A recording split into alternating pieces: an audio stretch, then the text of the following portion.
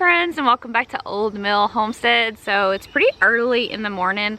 I think I mentioned before I'd had an issue with getting too hot, and so it's really hard for me to find time to come outside if it's not super early or later into the evening. But it's actually beautiful right now. It's about 70 degrees. It's around 6:30 in the morning. And I wanted to give you the full tour of the chicken coop and the chicken run and all the features that we built into it to try to make it functional, safe, and something that they will enjoy. So let's swing over and I'll show you what it looks like. So walking up to the coop, it extended out, the run extended out from the coop. You can see the chickens already in there now.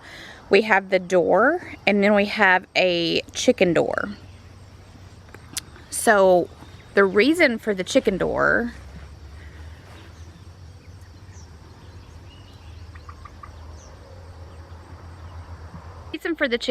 is twofold. So we wanted the girls at the appropriate time to be able to come out into the goat yard, which is these two areas combined, but not the goats not being able to get into their run and coop, because that's where their food is. Goats are destructive if you have goats. So we had to come up with a way for them to be able to come out without the goats going in. So we created the chicken door. We also have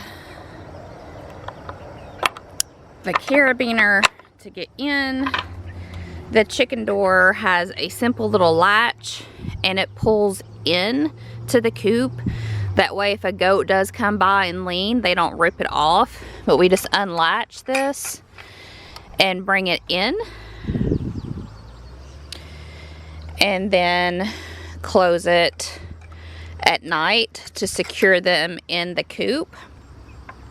So let's go ahead and walk in to the coop. Right now the girls are too young to be out.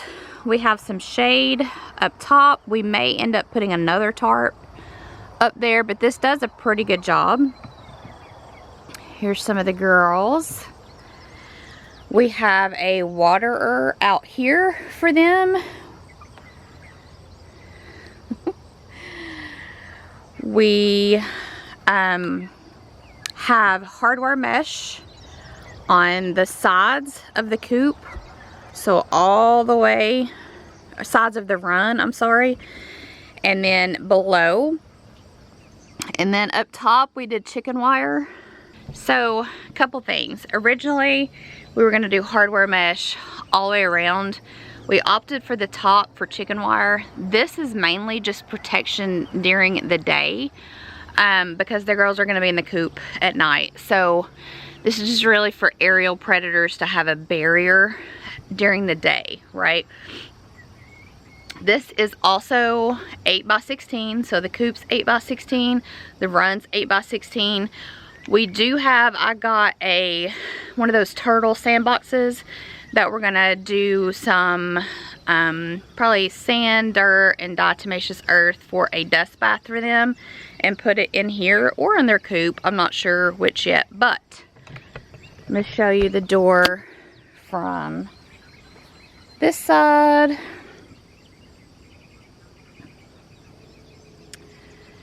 And it's about 7 foot tall, 8 foot tall probably in here. We placed these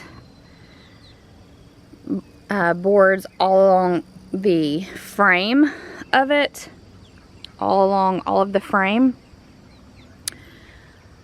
all the way around.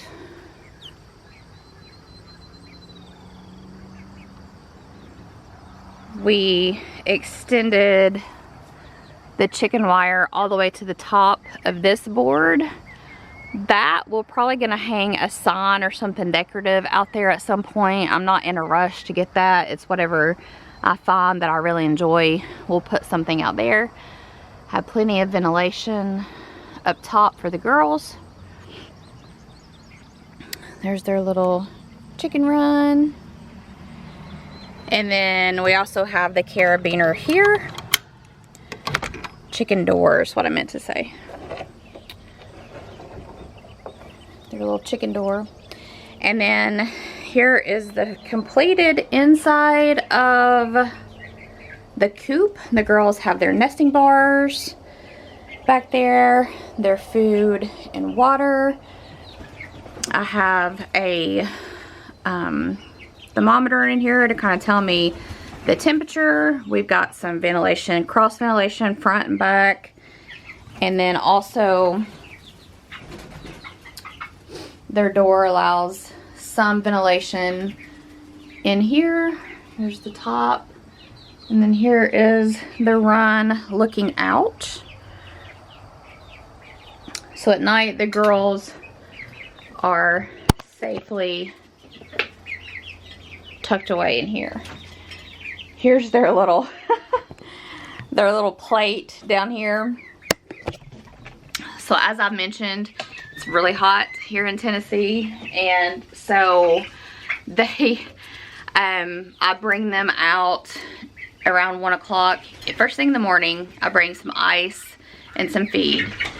And then around 1 o'clock, 2 o'clock in the afternoon, I bring another thing of ice.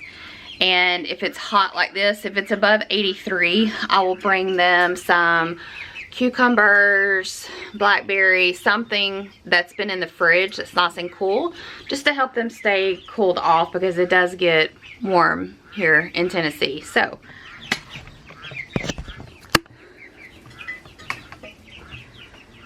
show you again the inside of the coop. Again, this is 8 by 16. And we might put one more roosting bar on there. I feel like that's probably enough for now. I don't want to get them too high, because like in the winter they'll get chilled that tall, I think.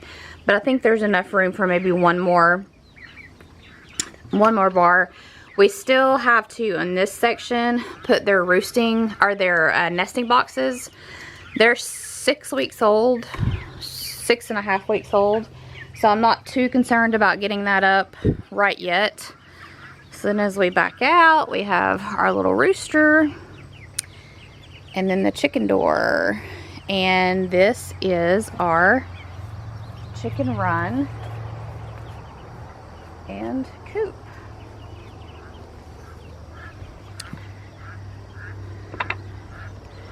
We did make this door and the coop door big enough that we can get a wheelbarrow in and out. As we've talked about, we did the deep litter method, so we'll clean that out 2 to 3 times a year. So we'll clean that out 2 to 3 times a year and use that for our compost pile. So what I've been doing is usually once a week, I'll go in and just sprinkle some fresh shavings down. There's not been a smell, so that's working out really well. And we have these 2 little carabiners that we have on both locks, just to add an extra layer of protection. Some of the things that we did for predator proofing, we've talked about in the coop video. The whole property is fenced, mostly. There is some fence down where people have ran through the fence, but the goat yard is fenced, and then there's hot wire at the top and bottom of the goat yard on the outside for predator prevention. There's goat wire, or there's hot wire around the entire coop, except around the entire coop and run, except the door area. An added layer of protection, yes, but mainly to keep the goats off the coop and the run.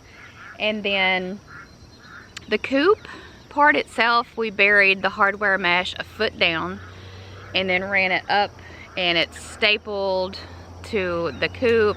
It's staked down into the ground.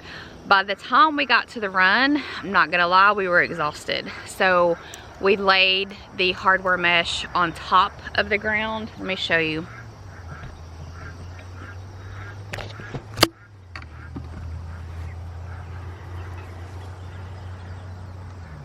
we brought it out a foot and laid it on top of the ground, and then staked it to the ground. I don't know if you can see all the stakes there. So we stapled it here and staked it here, and then, like I said, in the coop, it's buried underneath. Here's the thing. We were kind of in a time crunch. I still feel comfortable, don't get me wrong. I feel comfortable with the way that is. The girls, you're kind of on a slant. Let me try to take you over here. So the girls were getting older, and the brooder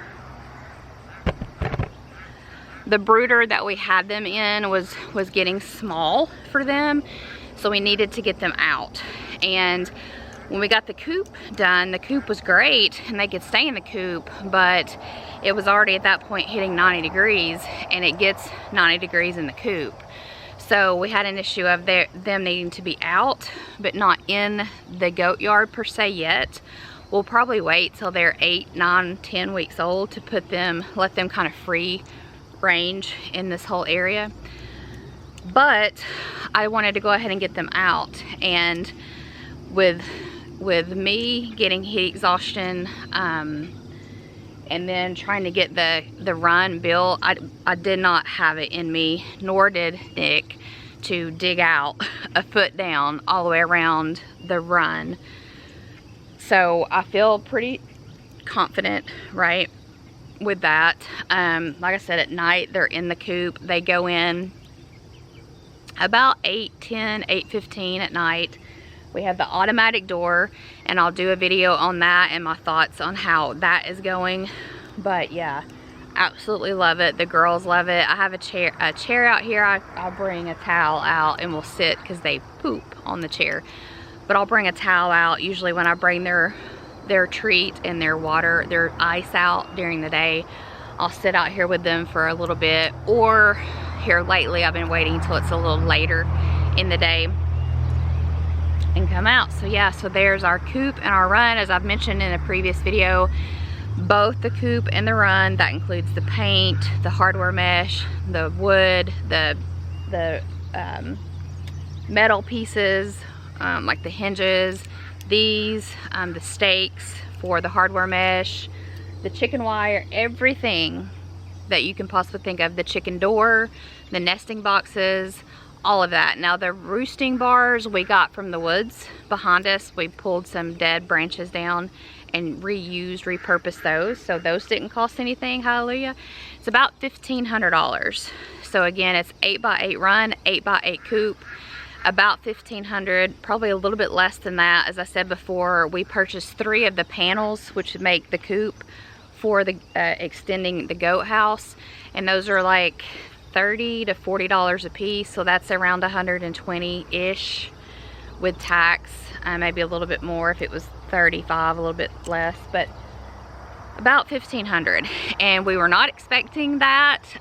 We had saved, obviously we knew we were going to have to buy the paint, buy the hardware mesh, buy the chicken wire, and so it's something that we did in stages. Don't feel like you have to jump in and go in debt to build a chicken coop. You don't. This has been a long time coming. We have actively taken our time. We started discussing getting chickens in probably October of 22, and so we started saving then. We had a lot of this material on hand, all of these big posts. We had some of the 2x and 4x and 1x, all of that. Some of that we had in stock, some we had to buy. I, going into it, thought we had more on hand than we actually did, so we did have to buy some. The paint alone, I told you that was $233 plus tax. So, and then the chicken door. So there's ways you could do it cheaper. We could have went in and painted the run. That's probably not gonna happen. We have a little bit of paint left over, but I don't know that we have enough to paint the entire run, and I don't have it in me to paint the run. It doesn't have to be beautiful. The reason we painted the coop was just to help with moisture and help with cleaning. It makes it look pretty. We picked a color that we like, but we're not fancy at this homestead, and I like things to be orderly and pretty and functional, but the reason for painting the coop was just to for function, right? To help clean and help with some moisture control. So yeah, so that's our coop and run. Like I said, this is not a how-to. This is the first time we've ever built a coop and run. I'm trying to shift with the sun. First time we've ever built a coop and a run, and I'm pretty proud of it. It was mainly Nick and his dad that built it. I helped them. I did most of the painting. Nick helped with some of that. We did have a super sweet friend of ours that's on the agency that we volunteer for, came over and helped dig the around the coop, and so we could bury the hardwire mesh, because at that point, if I was out here for longer than 2 or 3 minutes, I was drenched in sweat and sick headache. I have a headache today already, just from, you know, the homestead still has to function. And so even when you're not feeling good or not feeling the best, it's Miss Maggie. Let me show you. Miss Maggie. So even when you're not feeling the best, the homestead still has to function. Vegetables and fruit still have to be pulled. Chickens and goats still have to be fed. So she smells the chicken feed. So it's always a process. But I wanted to show y'all that. We're tickled that it's done. We're tickled that it's safe. Could we have made it a little bit safer? Yes, we could have buried the hardware mesh on the run like we did on the coop, but I feel like we're gonna be okay. We have 5 goats. We will eventually have 7, but we have 5 goats that intermingle in this area, so this is open to them. The chickens will be intermingling with the goats in this area that's open to them, so I feel pretty safe about about that. Maggie's wanting some chick feed, hence why we had to put the door up like we did. So there's our completed run and coop video. We will see you in the next one, friends. Bye.